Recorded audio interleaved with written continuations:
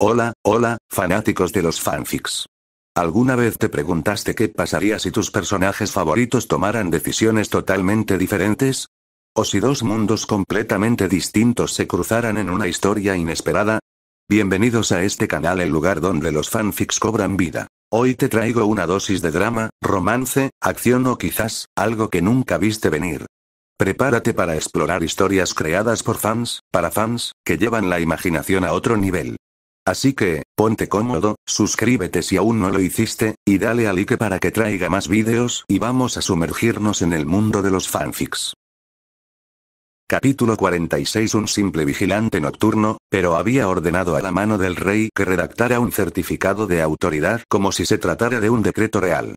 Aunque Aegor confiaba en su capa negra para despejar cualquier sospecha, al salir de la torre de la mano con un certificado sellado con el sello del lobo huargo, no pudo evitar maravillarse. Parece que, siempre que se conozca el método correcto, estos nobles altivos y poderosos son tan fáciles de engañar como la gente común.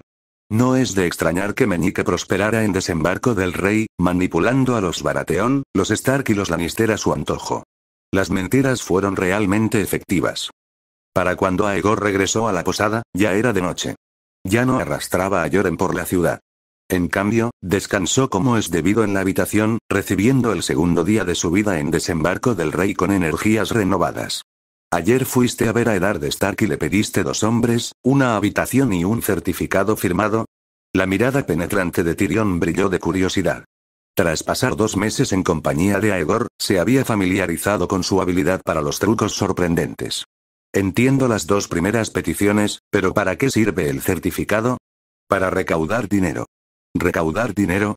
Tyrion parpadeó, atónito.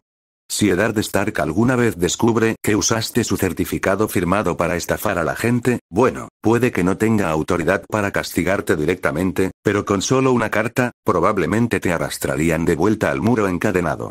Ayer cruzamos las puertas de Desembarco del Rey e hiciste algunos comentarios sobre el torneo de la mano. ¿Te acuerdas?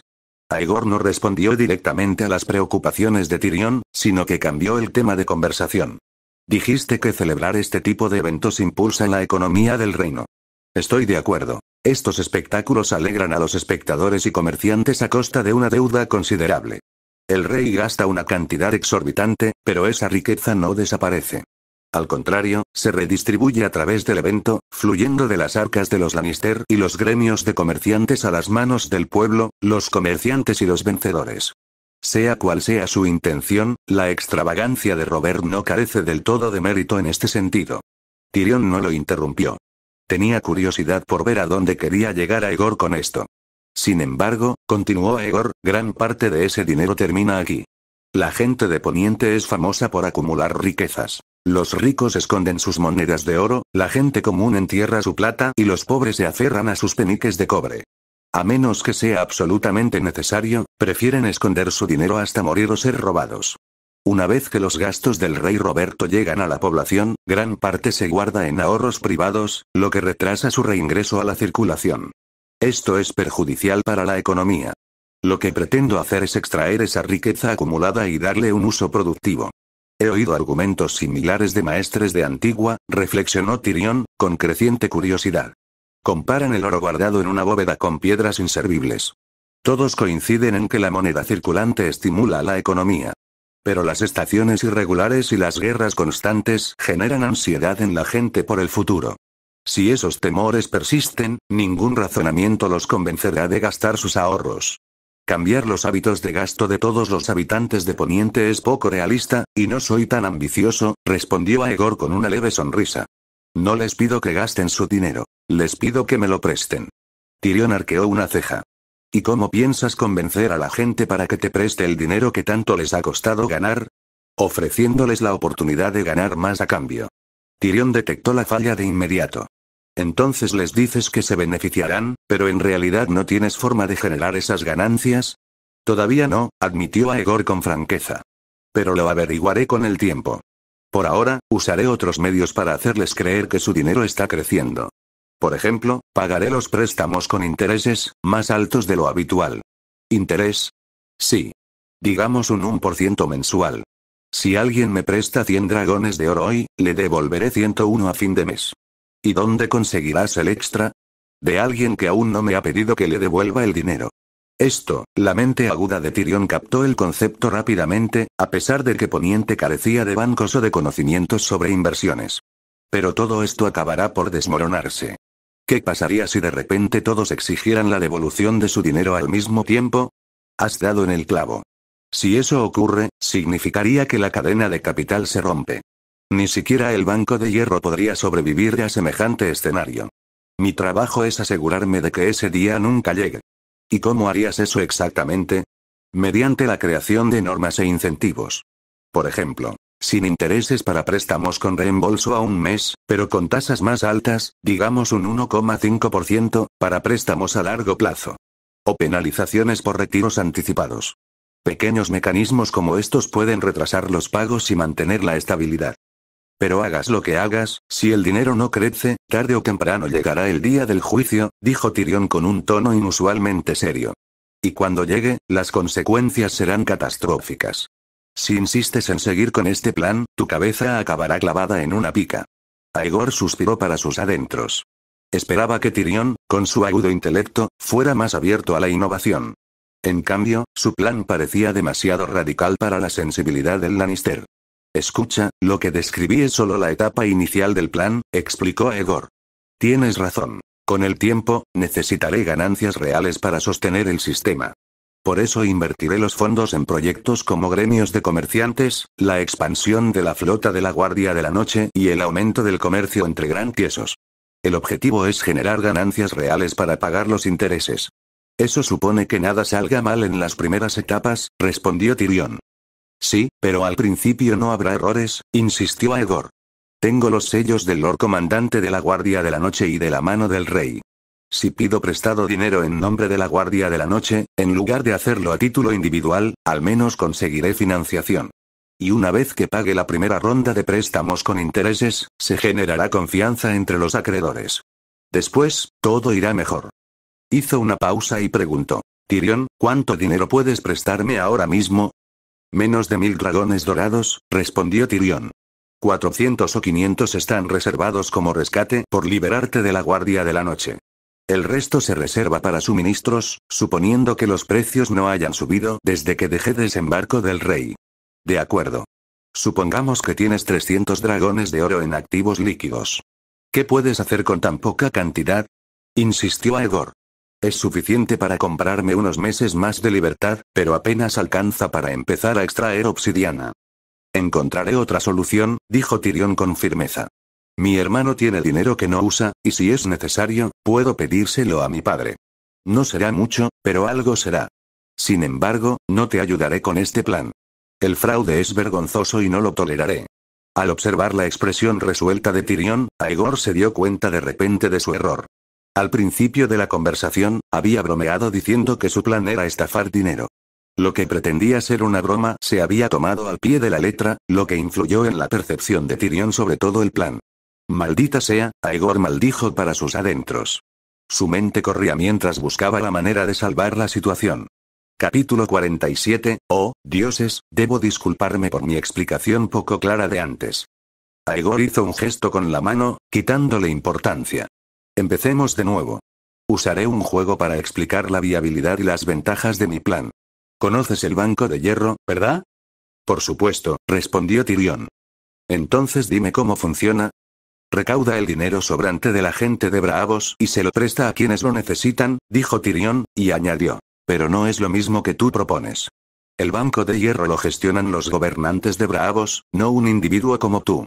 Es cierto, pero abordaremos esa diferencia más adelante. Por ahora, centrémonos en cómo funciona con un poco de juego de roles. Aegor apartó los 2 certificados que estaban sobre la mesa, sacó una moneda de plata y la colocó frente a Tyrion. Yo interpretaré a un ciudadano común de Braavos, y tú representarás al Banco de Hierro. Supongamos que varios residentes adinerados de Braavos te han depositado 10.000 dragones de oro. Tyrion miró la moneda de plata que representaba 10.000 dragones de oro. Su expresión escéptica se suavizó ligeramente. Era un hombre tranquilo, pero con los principios suficientes como para no tolerar jamás un fraude, ni siquiera si provenía de alguien a quien admiraba. Eso le despertó aún más curiosidad sobre cómo Aegor pretendía convencerlo. El tono de Aegor se tornó serio. Soy un Braavosi común y corriente que planea abrir una tienda. Tras unos cálculos iniciales, estimo que necesitaré unos 10.000 dragones de oro para empezar, pero no tengo el dinero. Así que te pido un préstamo. Aegor recogió la moneda de plata que había colocado delante de Tyrion y la devolvió a su lado, señalando el comienzo del juego. Luego uso los 10.000 dragones de oro para alquilar un local, comprar herramientas y prepararme para abrir mi tienda. Aegor colocó la moneda de plata al otro lado de la mesa, representando los fondos gastados. La primera ronda del juego termina aquí. Hasta ahora, es bastante simple. Te debo 10.000 dragones de oro, y tú les debes a los depositantes originales la misma cantidad. Pero entonces ocurre algo interesante. Tyrion se inclinó hacia adelante, observando cómo Aegor recogía la moneda de plata que había apartado para representar sus gastos y la volvía a colocar en su costado. ¿Qué significa esto? Aquí es donde la gente de Braavos se diferencia de la de Poniente, explicó Aegor. En Braavos, la gente no esconde su riqueza sobrante bajo las tablas del suelo ni en los sótanos. En cambio, la depositan en el banco de hierro. Esta aparente nimiedad es crucial en el juego del dinero. Los labios de Aegor se curvaron en una leve sonrisa, visiblemente complacido con su explicación. Una vez que gastó esos 10.000 dragones de oro, la persona que los ganó, ya sea mediante alquiler o comercio, deposita ese dinero en ustedes, el banco de hierro. Tyrion frunció el ceño como si estuviera empezando a reconstruir algo, aunque la imagen todavía no estaba clara. En este punto, mi plan de negocio se topa con un obstáculo, continuó Aegor. Me doy cuenta de que, aunque he montado la tienda, aún no he comprado las materias primas que necesito. Aún necesito otros 10.000 dragones de oro, así que recurro a ti para pedirte otro préstamo. Pero no has pagado tu primer préstamo, señaló Tyrion. Exactamente. Pero si me rechazas, no tendré más remedio que declararme en bancarrota, y tú tendrás que embargar mi tienda a medio terminar como garantía. Aegor volvió a sonreír con tono sereno. Pero ese local que alquilé y las herramientas que compré no le sirven al banco de hierro. En otras palabras, la única manera de que recuperes tu préstamo inicial es prestándome más dinero y esperando que mi tienda prospere. Eso suena muchísimo a extorsión. No, no es extorsión. Por eso Braavos es la más rica y poderosa de las ciudades libres, replicó Aegor, alzando ligeramente la voz para enfatizar. Tomó la moneda de plata y la colocó en el extremo de la mesa. Uso los 10.000 dragones de oro adicionales para comprar materiales y abrir oficialmente la tienda. ¿Ves lo que está pasando? ¿Me estás diciendo que con solo 10.000 dragones de oro lograste crear un negocio que vale 20.000 dragones de oro? Precisamente. Al pedir prestados 10.000 dragones de oro 2 veces, he abierto una tienda que vale 20.000. Ahora, la tienda genera ingresos, lo que me permite pagar el capital y los intereses de ambos préstamos. Ustedes, como el banco de hierro, recuperan su inversión con ganancias, y los depositantes originales reciben sus intereses. Todos ganan. Aegor se acercó, mirando fijamente a Tyrion. Pero aquí está la verdadera pregunta. ¿De dónde salieron los 10.000 dragones de oro extra? Tyrion reflexionó sobre la pregunta un buen rato antes de responder con cautela. Es porque yo, como banco de hierro, me arriesgué. Aunque aún debía a los depositantes originales, volví a prestarles su dinero a alguien que no había pagado su deuda inicial. Su voz se agudizó al añadir. Esos 10.000 dragones de oro extra no existen. Son solo la encarnación del riesgo que asumí.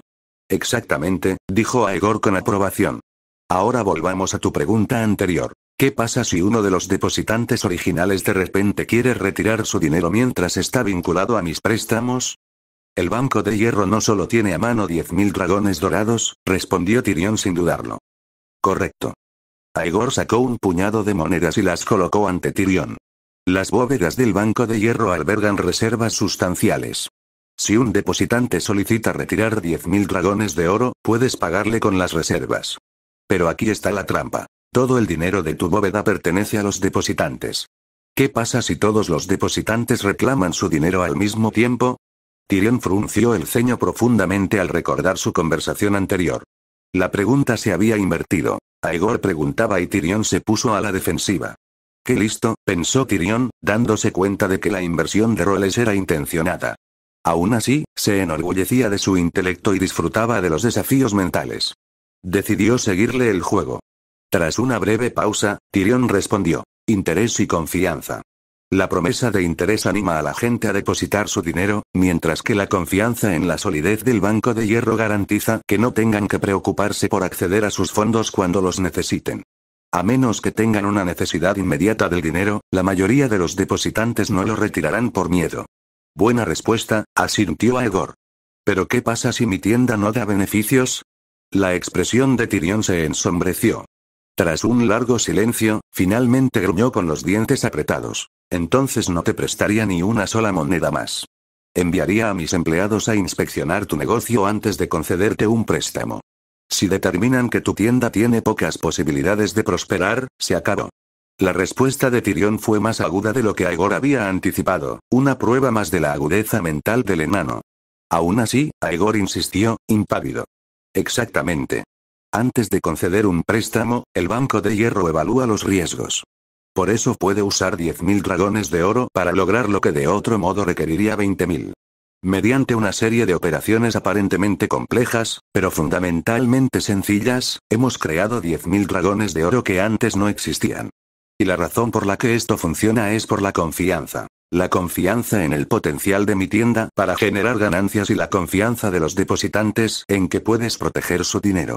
En lugar de considerar los 10.000 dragones de oro adicionales una manifestación de riesgo, concluyó Aegor, es más preciso llamarlos una manifestación de confianza entre el banco, los depositantes y los prestatarios.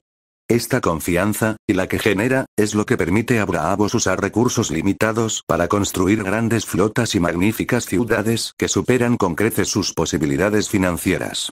Es por eso que Braavos se convirtió en la más rica y poderosa de las ciudades libres. Desde entonces, otras ciudades han intentado replicar el modelo estableciendo sus propios bancos, pero carecen de la misma cultura de confianza que anima a los Braavos a depositar su riqueza. Por eso no pueden competir con el Banco de Hierro en términos de capital. Tyrion guardó silencio, abrumado por los conceptos novedosos y las intrincadas reglas que Aegor había introducido. Por primera vez en mucho tiempo, se sintió desorientado. Tras un largo momento, admitió que no podía encontrarle ninguna falla obvia al razonamiento de Aegor. Pero Aegor no había terminado. Percibiendo la vacilación de Tyrion, se inclinó hacia adelante y preguntó con una sonrisa pícara. ¿Crees que nuestro juego ha terminado? Todavía no. Tyrion levantó la cabeza, mirando a su amigo aventurero. Entonces, al comprenderlo, abrió los ojos con incredulidad. 7 infiernos, ¿aún quieres pedir prestado más dinero? Capítulo 48, sí. Si mi tienda vuelve a tener problemas, volveré a pedir prestado más dinero. Mientras quienes ganen mis 10.000 dragones de oro los depositen en el Banco de Hierro, este ciclo puede continuar indefinidamente. Aegor sonrió con picardía. Con tan solo 10.000 dragones de oro, es perfectamente posible lograr cosas que deberían requerir 20.000, 30.000 o incluso 40.000. Lo único que puede romper este ciclo es que se pierda demasiado dinero durante la circulación o que termine fuera de Braavos y no se pueda recuperar a tiempo. Ahora entiendes por qué el Banco de Hierro estaba tan desesperado por cobrarle su deuda al rey Robert. Porque el dinero que Robert gastó no volvería al Banco de Hierro. Acabaría escondido en las casas de los plebeyos de Poniente. Tyrion se dio una palmada en el muslo al comprender de repente. Así que esto es lo que se llama, una cadena de capital rota, ¿no? Exactamente. Aegor asintió, complacido con la rapidez con la que Tyrion comprendió el concepto. Ahora mismo, el dinero que el Banco de Hierro ha prestado es mucho mayor que la riqueza real de su bóveda, o incluso de todo Braavos. La idea de devolver el capital ni siquiera entra en la ecuación. No es algo que el banco planee hacer ni pueda permitirse. ¿Llamarías a eso estafando a la gente? Tyrion abrió mucho los ojos. Aunque entendía la lógica, aún le costaba aceptarla del todo. Pero eres un hombre común, no un noble ni un comerciante adinerado, soy el recolector de suministros de la Guardia de la Noche, reclutador de desembarco del rey y las tierras de la corona, supervisor de la minería de Vidriagón y su imagen pública no oficial. Tengo documentación oficial, ¿no me ayudaste a conseguirla? Lo has olvidado. La sonrisa de Aegor se ensanchó, su confianza era evidente. Además, ahora tengo un certificado firmado por la mano del rey. Si pido dinero prestado en nombre de la Guardia de la Noche, el comandante Mormont no tendrá más remedio que reconocerlo. Ahora bien, dime, ¿qué constituye una estafa? Si pido dinero prestado y huyo a través del mar angosto, eso es una estafa. Si no lo consigo y no puedo devolver los préstamos, también podría llamarse estafa. Pero si todo sale bien, si todos los que me prestan dinero pueden cobrarlo con intereses, ¿puedes seguir llamándolo estafa? ¿No sería eso una estafa brillante?, murmuró Tyrion con escepticismo. Pensémoslo así, dijo Aegor, reclinándose ligeramente. Un poniente que quiera abrir una tienda necesitaría 20.000 dragones dorados. Pero sin una tienda, nunca ganarían tanto dinero. Y sin ese dinero, nunca abrirían una tienda. Es un círculo vicioso que ha frenado el desarrollo de Poniente durante miles de años. Ahora bien, si este sistema es una estafa, entonces la sociedad de la que vengo, se contuvo y corrigió rápidamente sus palabras. Es decir, el continente y la cultura de Xena, de donde vengo, se basan completamente en este tipo de estafas. Sin embargo, ese mismo sistema basado en estafas ha permitido que Xena se desarrolle política, económica, cultural y tecnológicamente mucho más allá de lo que ha logrado Poniente. ¿Qué opinas de eso? Tyrion dudó. Su escepticismo chocaba con la lógica presentada. Y más que eso, continuó Aegor con tono tranquilo pero firme, Xena juega con el dinero a un nivel mucho mayor que el de Braavos. El Banco de Hierro, a pesar de toda su riqueza, presta oro y plata auténticos. Por eso, debe reducir su ritmo después de unos ciclos para evitar los riesgos asociados a los límites físicos de sus reservas de oro. Como máximo, por cada moneda de oro en su bóveda, el Banco de Hierro puede crear 2 o 3 monedas virtuales para invertir en ejércitos, flotas, ciudades o préstamos. Pero los bancos de Xena no prestan ni oro ni plata auténticos. Tyrion frunció el ceño, intrigado a su pesar. ¿Y qué prestan entonces? Emiten certificados de papel, que llamamos billetes. Estos billetes representan una promesa. El titular posee cierta cantidad de oro o plata supuestamente almacenada en la bóveda del banco.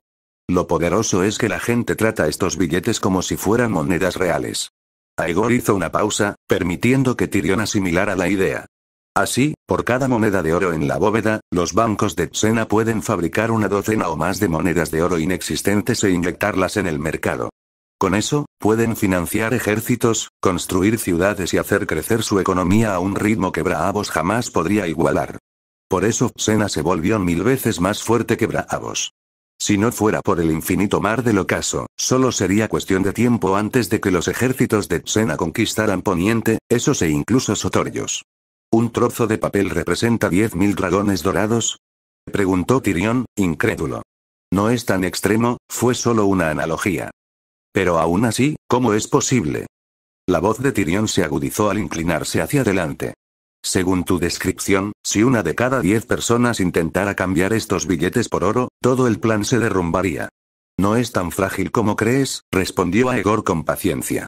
En realidad, nadie cambia los billetes por oro. Para la gente de Xena, los billetes y las monedas de oro son prácticamente lo mismo. Es difícil de explicar, pero déjame decirlo así. Jugar al juego del dinero produce un resultado casi mágico. Aunque las gallinas que creamos son falsas, los huevos que ponen son reales. Al ver la expresión de desconcierto de Tyrion, Aegor explicó. Al introducir oro inexistente en circulación, la sociedad prospera. Moviliza el entusiasmo de la gente, impulsa la productividad y conduce a la creación de bienes reales. Casas, ejércitos, alimentos, ropa, herramientas, etc. Con el tiempo, el valor total de los bienes producidos supera con creces el valor de las monedas de oro y plata en el banco o incluso en todo el continente de Xena. En ese momento, usar metales preciosos para las transacciones se vuelve impráctico. Por eso, los habitantes de Xena abandonaron por completo el oro y la plata, considerando los billetes como dinero real. ¿Piensas en el papel como si fuera dinero?, repitió Tyrion con un tono entre escéptico e intrigado. Exactamente. Esa es la etapa final del juego del dinero. En ese punto, lo que llaman una estafa se convierte en la base de la sociedad misma, un marco tan arraigado que ya no es posible romperlo. Lo que Aegor no mencionó fue la verdadera etapa final, donde incluso los billetes físicos quedarían obsoletos, reemplazados por números en los libros de contabilidad. La gallina es falsa, pero los huevos que pone son reales. La gallina es falsa, pero los huevos que pone son reales. Durante los últimos 2 meses, Aegor había estado inventando historias sobre su tierra natal, Xena, a cada oportunidad. Estas historias ocultaban astutamente los conceptos avanzados de la tecnología moderna de su vida pasada, reubicados en un entorno completamente diferente. Eran 90% verdaderas y 10% exageradas, sin dejar ningún defecto aparente. Como resultado, Tyrion, a pesar de su astucia, nunca cuestionó la existencia, el poder ni la riqueza de Xena. Ahora, el Lannister más inteligente de Poniente murmuraba las palabras de Aegor como un necio, abandonando su habitual elocuencia ante esta desconcertante idea. Es demasiado pronto para fabricar una gallina que ponga huevos. Lo que estoy haciendo ahora mismo es simplemente tomar prestada la gallina para que ponga los huevos, aclaró Aegor con tono tranquilo pero seguro. Tras explicarlo todo, era hora de ver si su esfuerzo había dado frutos. Si incluso crear oro imaginario puede usarse para estimular el crecimiento económico y beneficiar a la sociedad, entonces pedir dinero prestado en nombre de la Guardia de la Noche, usarlo para fines legítimos y garantizar el reembolso del capital y los intereses, ¿cómo podría considerarse un crimen atroz? Déjame pensarlo. Es mucho para procesar, dijo Tyrion, frotándose las sienes. Tómate tu tiempo. No tenemos prisa, respondió Aegor, poniéndose de pie. Tengo otros asuntos que atender hoy. Hablaremos de la recaudación de fondos cuando regrese. Caminó hacia la puerta, pero se detuvo y se dio la vuelta. Tyrion, me salvaste la vida cuando lo necesitaba desesperadamente. Es una deuda que jamás podré pagar, y juro por todos los dioses, antiguos y nuevos, que jamás te engañaría. Pero déjame preguntarte algo. ¿Lo has pensado alguna vez? Eres un Lannister, pero has pasado la mayor parte de tu vida estudiando y filosofando. ¿Cuándo te tocará contribuir a la familia? ¿Cuándo tendrás por fin la oportunidad de demostrar tu valía a Lord Tywin? Las palabras de Aegor tocaron la fibra sensible. Aunque cuidadosamente formuladas, tocaron las inseguridades más profundas de Tyrion. Si no se hubieran llevado tan bien, el comentario podría haber resultado mordaz o demasiado presuntuoso. Pero Aegor contaba con el sentido común de Tyrion y, aún más importante, con su deseo de ser visto como algo más que un borracho derrochador. Tyrion, siempre caballeroso, no se ofendería, por muy personal que fuera el comentario. Mi sugerencia es esta, continuó Aegor, apoyado en el marco de la puerta. ¿Por qué no consideras abrir el primer banco de Poniente?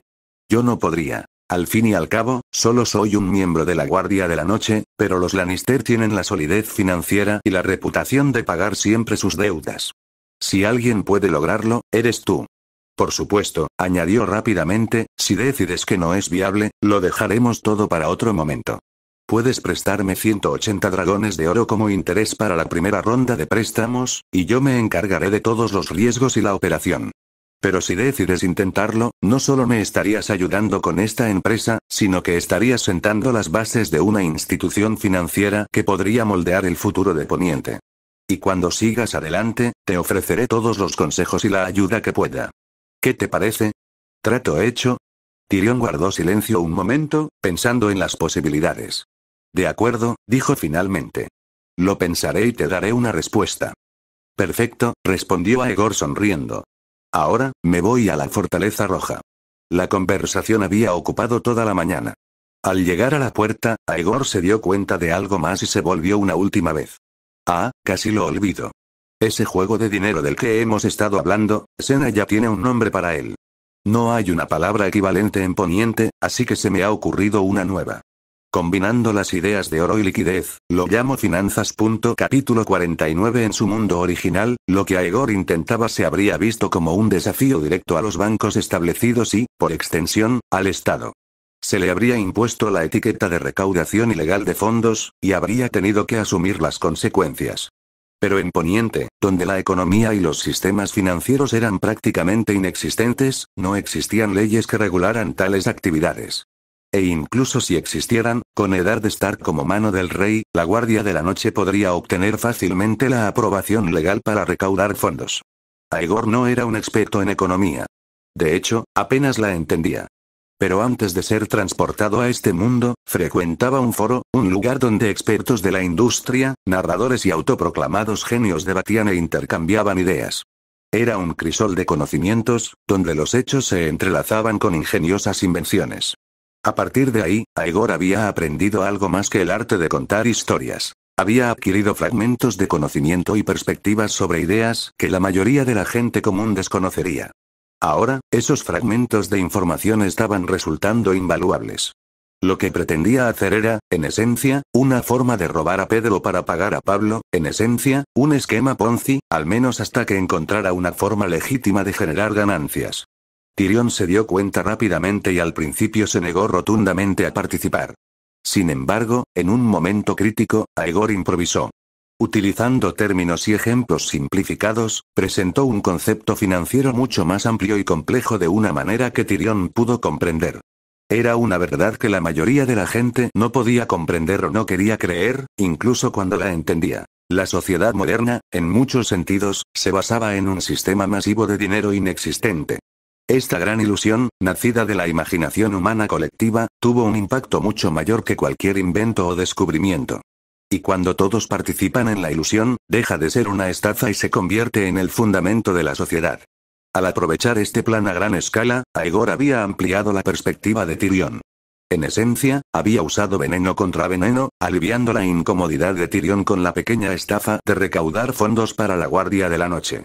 Sin embargo, lo que no le dijo a Tyrion fueron las desastrosas consecuencias que podrían surgir si este juego financiero salía mal. Aegor tampoco sabía si introducir tales conceptos en este mundo era lo correcto ni si su plan finalmente tendría éxito. Aún así, no le quedaba más remedio que proyectar confianza. Si dudaba o parecía inseguro, ¿cómo podría convencer a un noble feudal que desconocía tales ideas? Convencer a Tyrion, aunque no es esencial, facilitaría mucho las cosas. Si el Lannister accediera a unirse, sería un gran impulso para los esfuerzos de Aegor. El objetivo final de Aegor no era permanecer en la Guardia de la Noche para siempre. Aún soñaba con regresar a su mundo original. No podía, ni quería, pasar cada instante buscando dinero para comprar su libertad. Tras sopesar sus opciones, se dio cuenta de que recaudar fondos era la única manera de resolver sus problemas financieros de una vez por todas. Aegor estaba realmente ocupado. Primero, necesitaba averiguar qué 2 asistentes le había asignado Eddard Stark y dónde estaba ubicada su oficina. Si bien el dinero podría haber solucionado estos problemas, se encontraba en la etapa previa a la recaudación de fondos y necesitaba ahorrar lo máximo posible. A continuación, tenía que asegurarse de que el primer pago de su rescate, cortesía de Tyrion, fuera entregado al muro. Por último, necesitaba prepararse para un próximo viaje a Rocadragón para organizar la operación de extracción de obsidiana. A primera vista, no parecía gran cosa. Pero en aquella época, incluso las tareas más pequeñas podían consumir mucho tiempo, sobre todo considerando las distancias. Como funcionario recién nombrado, Aegor sentía el peso de la responsabilidad y no se atrevía a descuidarla. Tras correr a la Fortaleza Roja con Joren y tomar un almuerzo rápido, Aegor regresó al Castillo Real y se dirigió a la Torre de la Mano. Como era de esperar, Eddard Stark estaba mucho más ocupado que Aegor y no pudo reunirse con él. En cambio, Joren fue escoltado a las mazmorras, mientras que Aegor conoció a 2 guardias Stark, Oden y David, quienes habían sido asignados para asistirlo. Los 2 soldados de Invernalia sentían una afinidad natural por los miembros de la Guardia de la Noche, dadas sus raíces comunes en el norte. Su encuentro inicial fue cordial, y el trío rápidamente estableció una armoniosa relación de trabajo. Con su ayuda, el siguiente destino de Aegor fue el cuartel oriental de la Guardia de la ciudad de Desembarco del Rey. Fue allí donde Aegor conoció al capitán de la Guardia de la ciudad, Janos Slynt. El hombre era bajo, corpulento, calvo y tenía una papada que no hacía más que agravar su aspecto generalmente desagradable. Su porte era tan repulsivo como su rostro. Aegor no albergaba ninguna simpatía hacia este hombre. En la historia original, Janos Slynt era un funcionario corrupto que vendió puestos, se llenó los bolsillos y, finalmente, traicionó a Eddard Stark. Era difícil sentir respeto por una figura así. Afortunadamente, el sentimiento era mutuo. Slynt claramente no tenía ningún interés en un vigilante de la Noche del Muro que no podía ofrecerle sobornos ni influencia. Aún así, era una orden directa de la mano del rey. A pesar de su agria actitud, Slynt no se atrevió a obstruir ni causar problemas. Con un gesto superficial hacia Aegor, ordenó a uno de sus capas doradas que escoltara al trío hasta el edificio designado como oficina de la Guardia de la Noche. La casa se encontraba frente a la puerta del campamento este de la guarnición capital, no lejos del distrito noble y la Fortaleza Roja. Como pertenecía a la guarnición y se encontraba en una calle muy transitada, ni siquiera Janos Slynt, quien valoraba el dinero como su vida, se atrevió a alquilársela a otros para negocios por iniciativa propia. Siendo sincero, Aegor quedó muy satisfecho con el resultado. Si tuviera que alquilar un local así cerca de la calle y de las fuerzas de seguridad de Desembarco del Rey, probablemente no tendría suficientes monedas de oro y plata para pagar un mes. Resultó que había hecho bien en pedirle ayuda a Eddard Stark. Sin duda, era un gran favor para la Guardia de la Noche. Tras inspeccionar la casa y tomar las llaves, Aegor llevó a los 2 guardias de Invernalia de vuelta a la posada donde se alojaba y se reunió con Tyrion. El sol comenzaba a ponerse, y partieron de la posada Albatros hacia el puerto y punto de encuentro de comerciantes en el río Aguas Negras, en Desembarco del Rey, para empezar a comprar provisiones. Se dirigieron hacia el sur a través de la calle de las Hermanas, Mudwat y la plaza de los pescadores, y finalmente llegaron a su destino después de salir por la Puerta del Río, también conocida como Puerta de Barro. La Puerta de Barro no está nada mal. Recibe este nombre porque quienes desembarcan en el puerto suelen tener los pies cubiertos de barro. Debido al gran flujo de gente, las calles y plazas se cubren de barro. Cuando llueve, las carreteras están tan mal que es como caminar por un pantano. Hace 300 años, esta zona estaba completamente cubierta de bosques, con solo unos pocos pescadores asentados en la orilla norte del río Aguas Negras, donde el agua fluye rápida y profundamente hacia el mar. Más tarde, cuando Aegon el Conquistador cruzó el mar desde Rocadragón, su ejército desembarcó aquí. Ahora, esta se ha convertido en la zona más próspera fuera de los muros de Desembarco del Rey. Casas, pabellones, almacenes de ladrillo, posadas de madera y puestos de mercado, tabernas, cementerios y burdeles, todo tipo de edificios se construyen uno tras otro, y el ruido se puede oír desde muy lejos. Más de 100 muelles bordean la costa, e innumerables barcos están amarrados en el puerto. Los barcos de pesca de aguas profundas y las balsas fluviales son interminables, y los barqueros reman de un lado a otro en la bahía de Blackwater, y los barcos mercantes descargan mercancías de Braavos, Pentos y Lys en un flujo constante. Este es el puerto con el mayor volumen de comercio exterior de Poniente. Para dar cabida a la plaza de los pescadores dentro de la muralla y al centro de distribución de carga fuera de ella, las puertas de la muralla son los puntos más débiles de Desembarco del Rey, lo que hace que el apodo de Puerta de Barro sea más digno de su nombre. Tyrion conocía a casi todos los mercaderes del puerto, y con su inteligencia Lannister y su reputación de diablillo, prácticamente nadie se atrevía a matarlo. Aegor se sentía feliz de estar tranquilo con este asunto, simplemente siguiéndolo, observando al enano negociar todas las transacciones y arreglos para el rescate que él mismo pagó a un precio ligeramente inferior al esperado. Desde determinar el precio y la fecha de entrega hasta contratar barcos para entregar los suministros a Guardia Oriente, no se preocupó por nada, y su libertad, al menos durante los próximos 3 meses, estaba asegurada. La primera tarea de los 2 guardias de Invernalia es garantizar que los suministros lleguen a Yasuach a tiempo con calidad y cantidad garantizadas y sean entregados a la Guardia de la Noche sin ninguna pérdida. Al caer la noche, antes de que oscureciera, Aegor encontró un pequeño barco mercante que se dirigía a Rocadragón. Tras pagar un depósito de varios ciervos plateados, el capitán accedió a esperarlo a bordo antes de partir al día siguiente. Todo estaba hecho, y la noche era profunda. El segundo día tras la llegada de Aegor a Desembarco del Rey fue muy ajetreado y gratificante. Capítulo 50. Con la guía de Tyrion, Aegor logró encontrar a un antiguo minero en Desembarco del Rey, alguien que antaño había gestionado minas de oro para los Lannister. El hombre se había retirado a la ciudad para pasar el resto de su vida con sus hijos. Tras mucha persuasión y halagos, Aegor convenció al anciano y a su hijo menor para que lo acompañaran a Rocadragón y le aconsejaran sobre la minería de Vidriagón. Con todo preparado, Aegor abordó el barco alquilado cerca del mediodía del tercer día tras llegar a Desembarco del Rey. La brisa marina lo acompañó mientras zarpaba con sus 2 compañeros rumbo a Rocadragón, la antigua sede de la casa Targaryen. Rocadragón se encuentra en la desembocadura de la bahía de Aguas Negras. El viaje río abajo desde Desembarco del Rey es sencillo, pero la brisa marina diurna sopla tierra adentro, ralentizando el avance del barco. No fue hasta que se puso el sol y el viento cambió de dirección que el barco pudo navegar con fluidez. A pesar de esta mejora, la distancia entre Desembarco del Rey y Rocadragón era de varios cientos de kilómetros. Al anochecer, solo habían recorrido un tercio del trayecto. No tuvieron más remedio que pasar la noche a bordo. Afortunadamente, la velocidad del barco aumentó al anochecer, y el capitán organizó que los marineros trabajaran por turnos, asegurándose de no perder demasiado tiempo. A la mañana siguiente, Aegor se despertó por los efectos combinados del balanceo del barco, la luz del amanecer y los gritos de la tripulación. Cuando salió de su camarote, el barco ya estaba entrando en el puerto de Rocadragón, maniobrando para atracar. Un vistazo al puerto de Rocadragón bastó para comprender el resentimiento de Stannis Baratheon hacia Robert por haberle concedido este feudo. Llamarlo puerto era generoso. Se parecía más a un pequeño pueblo pesquero. Comparado con el bullicioso puerto de desembarco del rey, la desolación de Rocadragón era evidente. El barco de Aegor era la única embarcación en movimiento, la única fuente de vida en un puerto por lo demás inquietantemente tranquilo. Aunque Aegor solía describir el muro como un lugar embrujado, gran parte de ese sentimiento era subjetivo. Ahora, lejos del frío y el aislamiento del muro, ya no tenía motivos para quejarse.